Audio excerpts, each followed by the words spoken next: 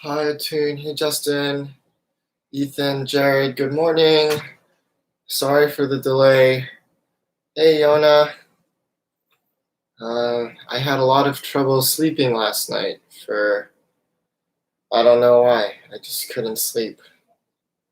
So just take it like one of those mornings where I'm late and Mr. Ross lets you in. Good morning. Let's start at 10:25, right? So that's in 3 minutes.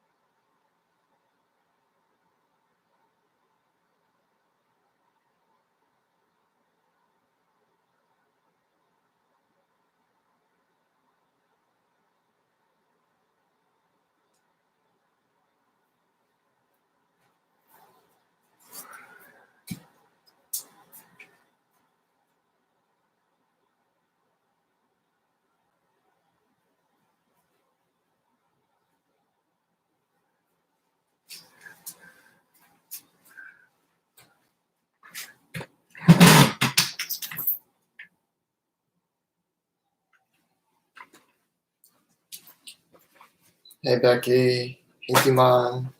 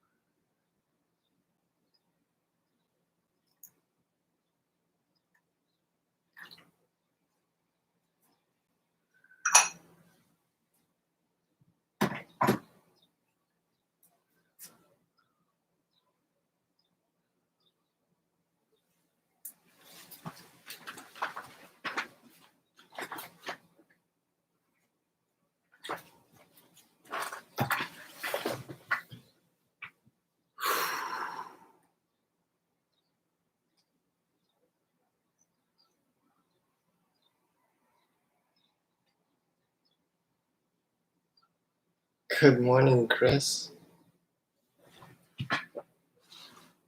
Good to see you.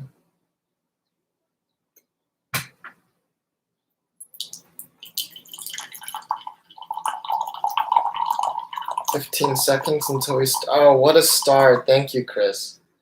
What a star.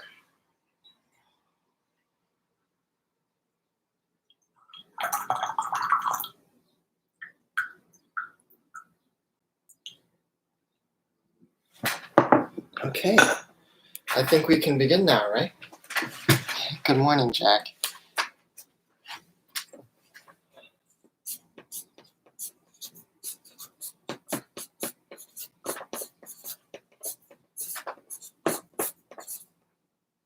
Oh, it's the 30th, isn't it? Okay. So let's go over what we know about magnets. Hey, Andrew, so far, right? So we know that there exists, right, a magnetic field, right? So I know there is a magnetic field,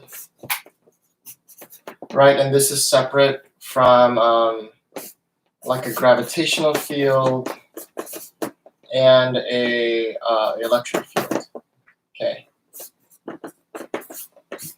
Where gravitational field affects and comes from objects with mass, and electric field affects and comes from objects with electric charge, okay?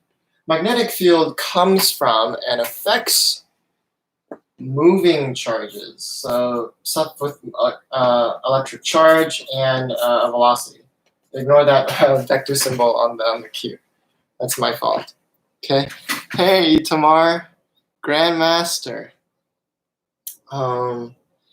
Yeah, and that's basically what we, and the fact that it has to be moving makes it a lot weirder than this, right? It implies that it's not just about some intrinsic quantity, right? Because velocity is not something that's like intrinsic to an object. You could say it's a predicative modifier to an object rather than something that it always has, right? So, and because it's different and it has a velocity modifier on it, the field behaves differently too, right? Whereas a gravitational field will always point towards the object with mass, and the electric field points towards or away the object with electric charge, depending on if it's positive or negative. The magnetic field around a moving charge, good morning, Ainava. The magnetic field due to a moving charge is going to be really weird, right? It's going to move in this circle all around it, and it's actually going to form a cylinder, right? Just all around it, okay? And that's weird, and it's going to depend, this direction of the circle is going to depend on the direction of the velocity and the charge of the object, right? That's why we have our right hand and our left hand rules, right? Okay. Not only that, so we also have that the gravitational force and the electric force have really simple formulas that look like this, right? This gravitational force formula implies that the gravitational force always points in the same direction as the gravitational field. No big deal. This formula implies the electric force always points in the same direction or the opposite direction of the electric field. When is it going to point in the opposite direction? When the charge is negative, right? And then they will point in the exact opposite directions. The magnetic force has this super funky formula, right, that involves a cross product, which implies that the magnetic force is going to be both perpendicular to the velocity and it's going to be perpendicular to the magnetic field. And not only that, it will only exist if there's some component of the velocity that's already perpendicular to the field, right? How do we find the direction of the force? That's when we use this rule, right?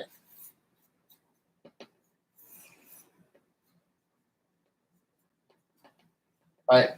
That's when we use that right-hand rule. Excuse me. Oh, geez. I need some tea.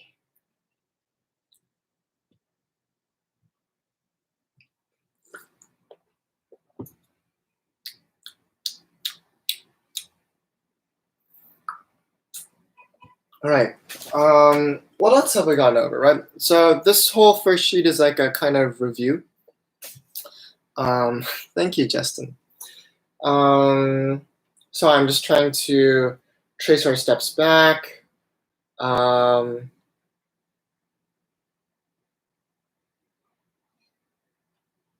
We talked about conventions for magnetic field. Like, so if I have a wire and the current's going this way, just like I've implied here, right, do the right-hand rule, the current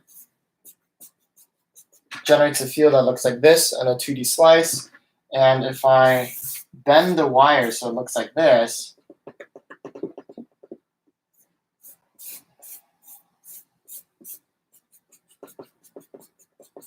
the field looks like that. If I stack a bunch, I get what's called a solenoid. And I get like a very pretty picture. There's my magnetic moment. The magnetic moment of this solenoid will point down, okay, because I'm choosing that to be my front, this to be my front, and this to be my back. And then, right, there's the field, which would mean this is my north pole. And this is my south pole. That's the convention we use when we're talking about magnets, right, or magnetic moments. Every magnetic moment has a north and a south pole where the field comes out of the north pole and into the south pole. And we also learned that anything with a magnetic moment will realign itself in the presence of an external magnetic field to be parallel with the external magnetic field, and also so that its own north pole aligns with everyone else's, right? And we talked about where magnets come from, where magnetic moments come from. Magnetic moments come from spinning electrons themselves, okay? And here we go. That's like a very comprehensive review sheet on magnetic stuff. And we just went over that in 5 minutes. Congratulations. Some students spend 2 to 3 week units on that. Okay. Let's flip the page, okay? Well, each of them, if you have magnets of equal magnitude, like the location, the point in space directly in between them, there will be no field. But then anywhere else, you will have some net field. You just got to add their fields together, okay, at every point.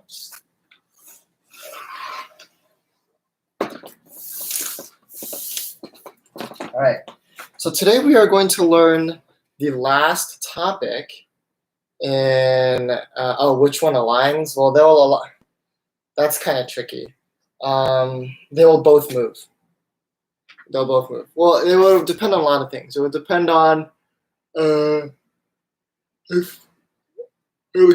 initial velocities of both and the initial angular velocities of both. Like obviously, if like one is still and one is already spinning, the one that's spinning is more likely to align with the one that's still, and you know, blah, blah.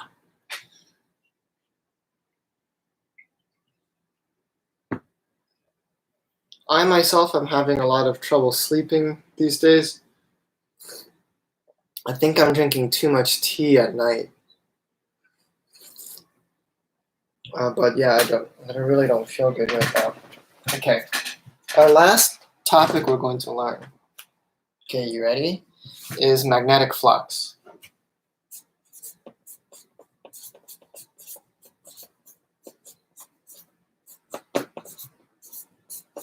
This is abbreviated in physics with the Greek letter psi, all right? Any flux is abbreviated with this letter, and because it's magnetic flux, we say it's psi sub b, okay? Easy. Now, what is flux, right? Flux is defined as the amount of stuff that passes through, right? So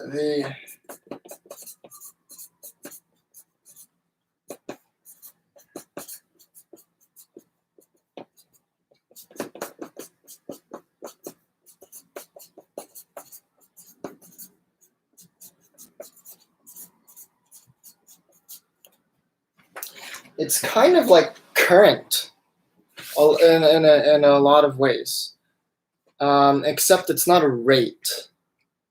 It just looks at it's not like units of something per second pass by. It's looking at a non-time dependent kind of thing. So let me give you an example. If I have a positive object and I have I represent its field in this way. If I have like a little circular hoop, right, and I put it here, well, there's not a lot of flux, right? There's not a lot of electric flux because basically only this electric field line passes through this hoop, right? But for instance, if I move that hoop here, right,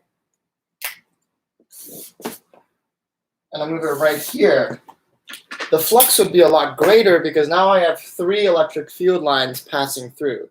Notice here, though, I'm not talking about anything that's moving, right? It's not like a water current or an electric current. It's looking at how many vectors are like passing through my hoop at any given time, right?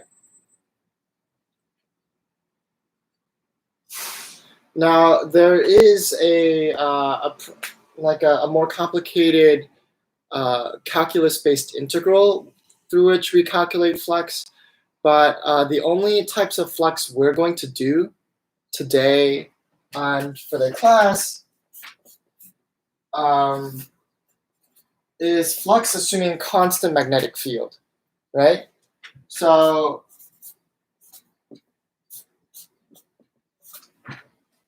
that's our working definition of flux right now, all right? Those lines are arbitrary, but whatever scale you use is like the same idea.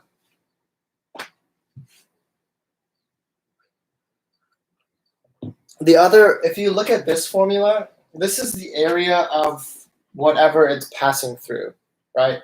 So this is the area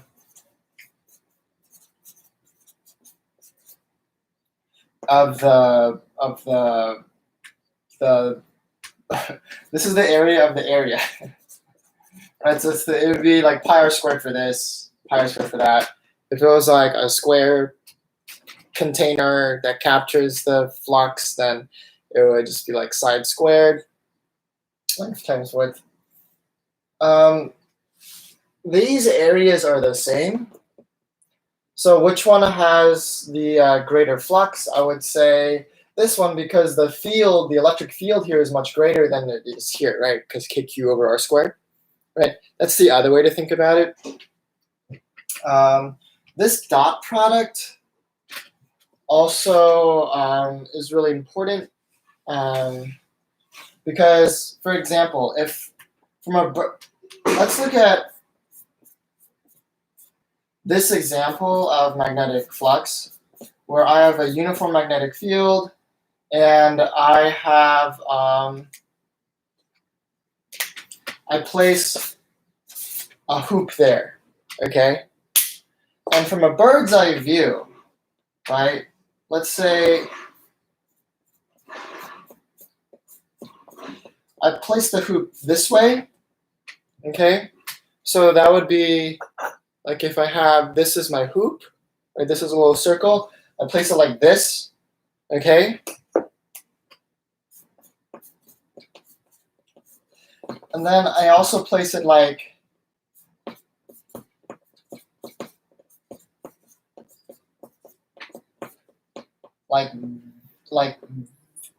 this, right? Here you could see a lot less of the flux passes through, right? Here I have a lot of flux lines passing through. Here in the same amount of, in the same field, I have a lot fewer because there's less effective surface area that is able to be passed through. In the really extreme case,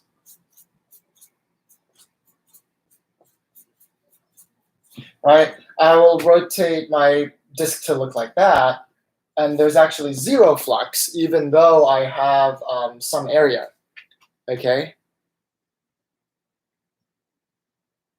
Yeah, the area of the hoop, right? So you see, the flux is not just dependent on like the field strength and the area of the hoop, right? Obviously, like the larger the area, the more flux can pass through, but also the orientation of the flux, right? So, I mean, the orientation of the hoop. So here I have the maximum amount of flux, here I have a little bit of flux, and here I have 0 flux, because actually no Oh, oh, oh, oh, oh, it's good. Oh my God. Oh, oh, oh.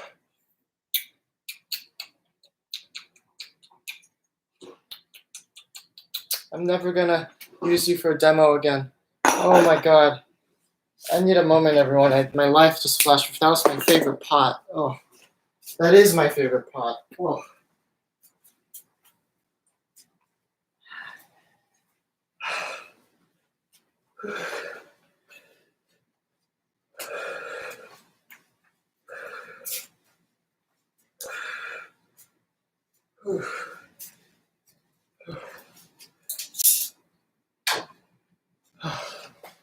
Okay, from now on we're using this.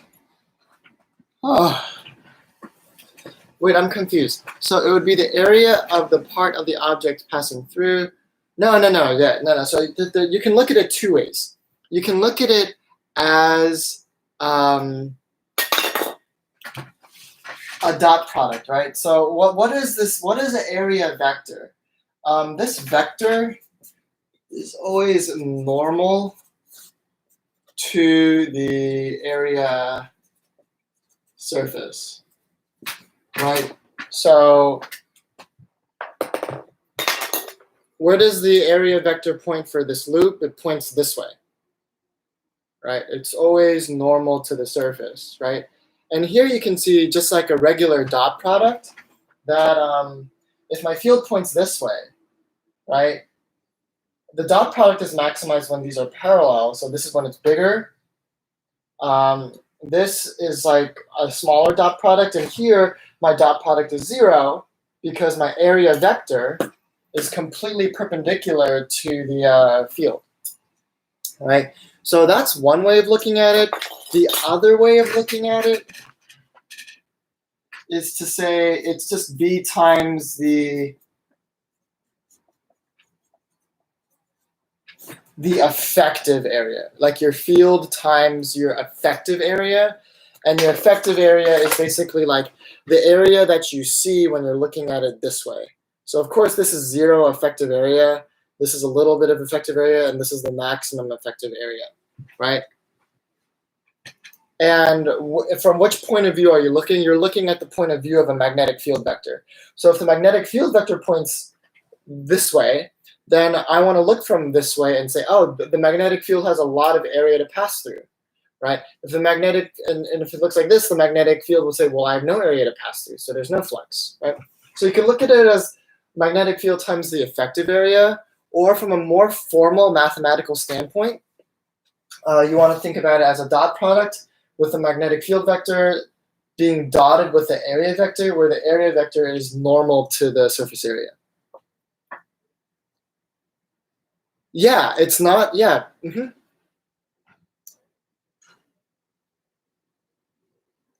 A popular analog, like real life application of flux is like light flux, all right?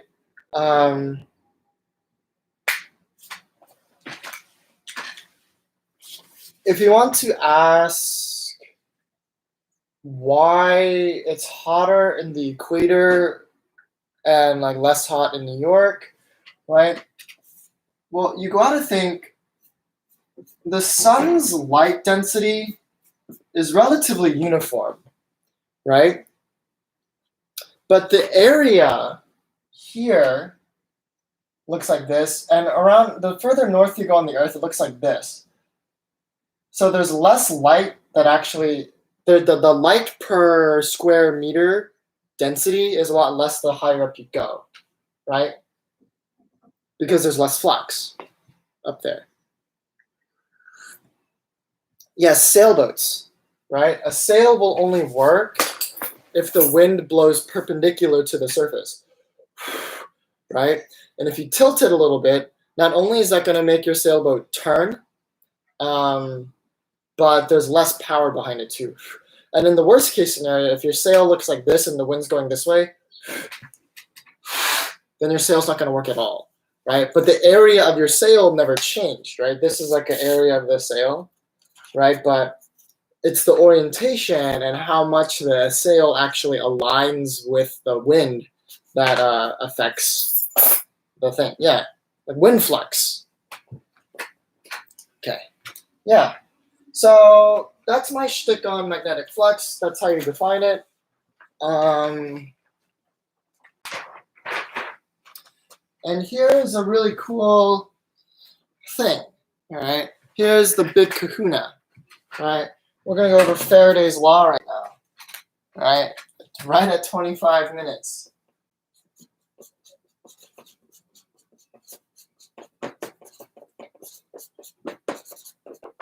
Okay, Faraday's law says if I have a closed loop, right? So if I have, this is for a closed conducting loop. Okay, so it can look like this, it can look like this, it can look like, right? As long as it's made up of a wire, right? This is like a closed, and I have some magnetic field passing through it, right? So I have like,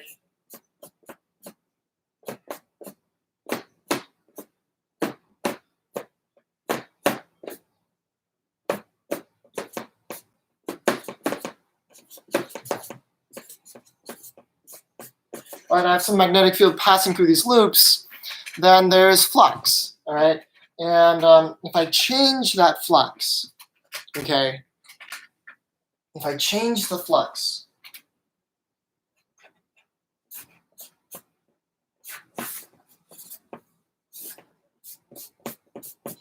and I look at the rate of change of that flux, okay, that is going to equal an induced voltage.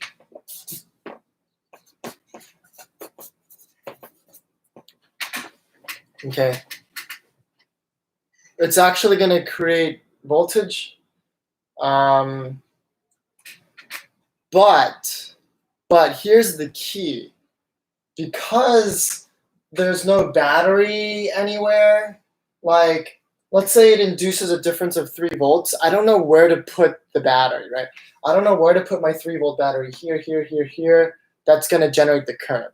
So instead, we kind of call this, it's exactly the same as a voltage, but we call it epsilon. And it stands for the electromotive force. Okay, but it's not a real force, okay? It's still equal to voltage. And these voltage will induce a current. So it induces a current.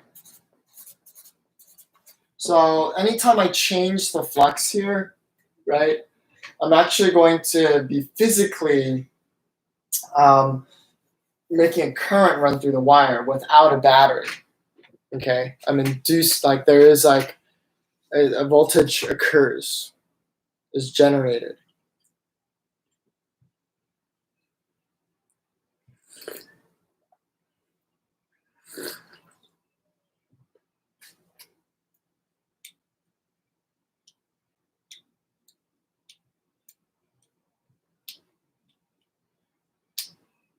Now, there are 2 ways I can change, there are 3 ways I can change the flux, right?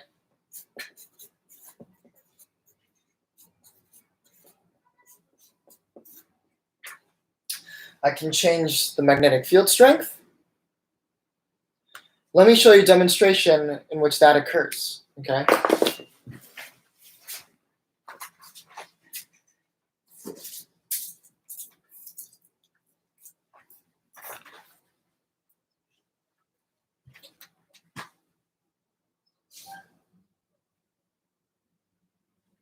Oh, geez. Hold up.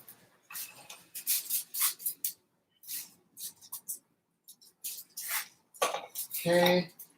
I have this, I have that, I have this. Great. So here, if you pretend this is a magnet, okay, so let's go method 1. Changing B, okay? So if this is my loop, and I have a magnet here, south and a north pole, right? So some field goes here,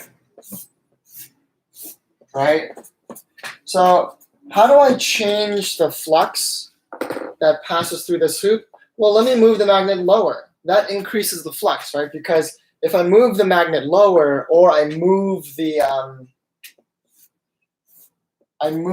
hoop up, right? Then these flux lines will now finally be included, right? So that's one way to change the flux, all right? And here's a really classic example. I have a very tall hoop, all right? This is just a thing of aluminum foil, no big deal. And I am gonna send a penny through here. Okay, here's a penny, right, cool. And watch and learn. Cool, that happened really fast. Let's watch that again. All right, and hold on, I can.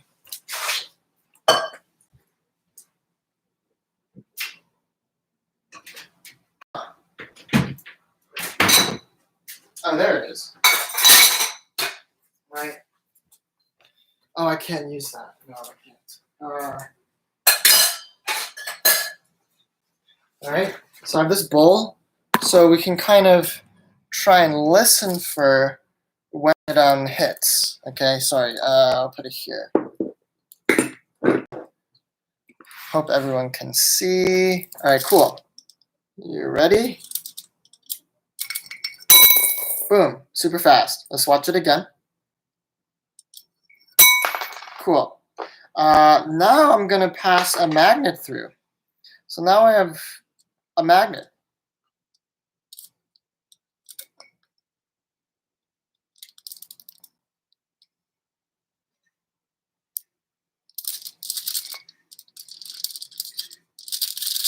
Okay, wait.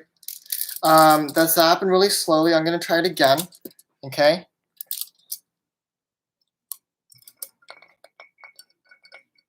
Boom. It happened really slowly. Let's compare that to the penny. Okay. Boom. The magnet. And if you want to watch it fall, here you go. Okay.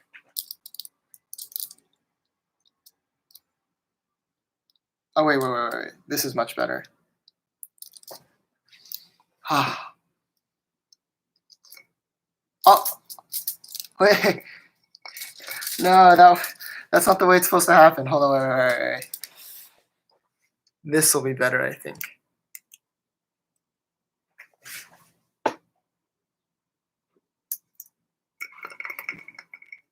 Super slow compared to the penny. All right. Right. So why does the magnet take so long to fall? All right. And maybe this view was a bit more convincing. I'll show you again. So here's the penny. Okay. 1, 2, 3. 1, 2, 3. So the magnet takes a lot longer. Why is that? And why does that prove Faraday's law is actually happening? Okay. So if Faraday's law is true, right? When I change the flux by moving the magnet through the tube, I induce a current in my tube, right? So now, while the magnet falls, right, this loop of my aluminum tube actually has its own current. And guess what? That current generates a secondary magnetic field independent from the magnet's magnetic field. That magnetic field works to push up against the magnet as it falls. It's not friction, it's not stickiness, because guess what? This aluminum does not attract, this is not attracted to the aluminum, all right? So it's not like, oh, it's magnetically stuck on and then it takes forever to slide. It's not that, right? And actually, if I do it here, it falls really fast, okay? It's only if I put it inside that it'll fall really slow, okay? So what we've just demonstrated is that while the magnet falls inside the tube, it experiences a magnetic force. that magnetic force will not be from its own magnetic field, right? We know that things cannot experience their own field. So it must be feeling a magnetic field external to its own. That is a magnetic field generated by the tube. Why is the tube generating a magnetic field? Because it has a current running in it, because it's just a really tall loop. There's no difference between these two things, right? There's no difference. They're the same. This just happens to be really short, okay? And why does that tube have current running through it? Because the flux is changing. Why is the flux changing? Because I'm changing the amount of field that passes through the hoop. The other way is to change the area. I can't really do that with this, okay? I can't really do that with this.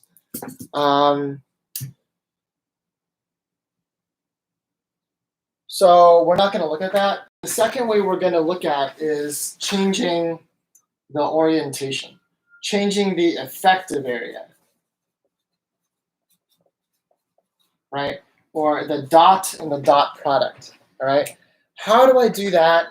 Well, if I have magnetic field going this way, all I got to do is move it this way, right? That's it. That's it. Right? So if my magnetic field is pointing towards me right now, like I have a bunch of magnetic field pointing towards, and I have a loop here, if I do this, I'm decreasing the flux. And if I do this, I'm increasing the flux. Decreasing the flux, increasing the flux. Decreasing the flux, increasing the flux. That's all I'm doing. And that, my lovely students, is exactly how we generate power.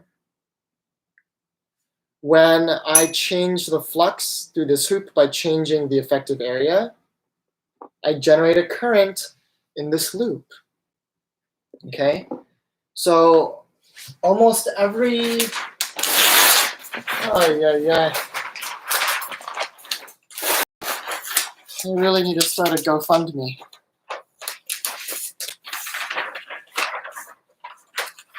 All right, so the Regents lesson's canceled, I guess. I don't have any more paper.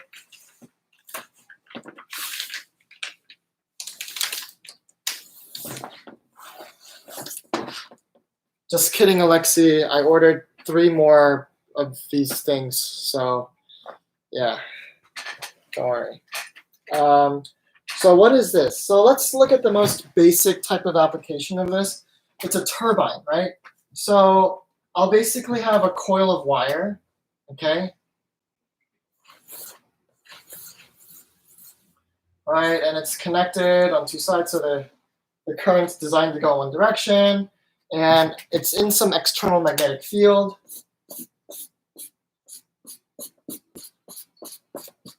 Right? And this coil of wire is attached to something that spins, right? So maybe, which way do I want? Do I want it to spin this way or? It doesn't really matter. Let's say it's attached to something, well, yeah, let's say it's attached to something that spins this way, right? So what's an example of that? Like a wind turbine. So, right, as these blades turn, this then turns like this. Whoop, whoop, whoop, whoop, whoop, whoop. It changes my flux, it generates a current, right? This is exactly how the funny, cool, like bicycle generators work. All right, like when I'm pedaling on a bicycle, the wheel turns, and all that wheel is doing is it rotates this thing, so this turns in a magnetic field, and then I generate electric current, right? Due to my induced voltage, okay? Look at hydroelectric power. How does hydroelectric power work? Well, the water falls, okay? It turns a turbine. So that turbine turns this way. What does that turbine do? That turbine is attached to a loop of current in a magnetic field, and then I generate current, right? Even the earliest sources of solar power were actually like these huge troughs of mirrors, right, with a pipe of water that ran through a very special point. Why? Because in the cross section, all the sunlight would reflect and hit this one point. So this pipe is getting all the sunlight. It heats the water inside the pipe to steam. And eventually that steam releases at some point. That steam turns a turbine. And that turbine is attached to a loop of wire in a magnetic field that rotates. I change the flux. I generate a voltage. I generate a current. Every natural gas, fossil fuel thing is the same way. Whether it's coal, whether it's like propane or butane or anything, I burn the fuel. Okay, that fuel heats up water, boils it into steam. That steam travels somewhere, eventually comes out, and that steam is used to turn a turbine. And that turbine is attached to a loop of wire, and that when that loop of wire turns, I change the flux, I generate a voltage, I generate a current. Even nuclear power, guess how nuclear power works? It creates a very tiny nuclear explosion, like a controlled atomic bomb. What does that atomic bomb do? Heats water into steam. What does that steam do? That steam eventually turns a turbine, which is attached to a loop, which changes the flux, which generates a voltage and generates a... So basically, ever since we discovered this way to generate electricity, we haven't invented a new way to generate electricity. We've basically just been inventing new ways to turn a turbine. That's it. Every power plant basically works the same way. The only exception would be photovoltaic cells. Like those black solar panels, they work in a completely different way. And it's kind of akin to photosynthesis. Okay.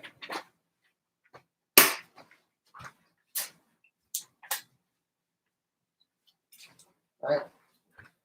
Yeah, but I thought this was really cool when I first learned it. And you can still see conservation of energy at work, right? Here I have kinetic energy of the wind turning into kinetic energy here, and that turns into electric energy. Here I have gravitational potential energy of the water turning into kinetic energy of the water, turning into kinetic energy of the turbine, turning into electric energy. For my bicycle thing, that's my mechanical potential energy turning into kinetic energy of my feet, turning into kinetic energy of the wheel, turning into kinetic energy of the turbine, that turns into electric energy.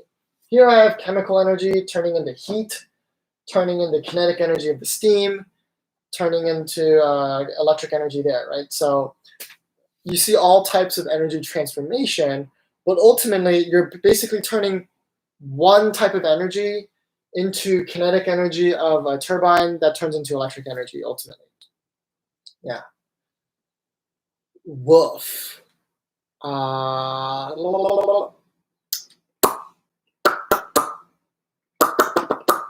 think that's it. Yeah, that's it. Okay. No homework. We're going to just have open office hours tomorrow, and Monday will be our last day on magnets. We're going to look, and if you're curious and to start reading ahead, we're going to look at the backwards of this. This is turning kinetic energy into electric energy. We're going to look on Monday at an electric motor, which is turning electric energy into kinetic energy. Okay? Have a great day. All right.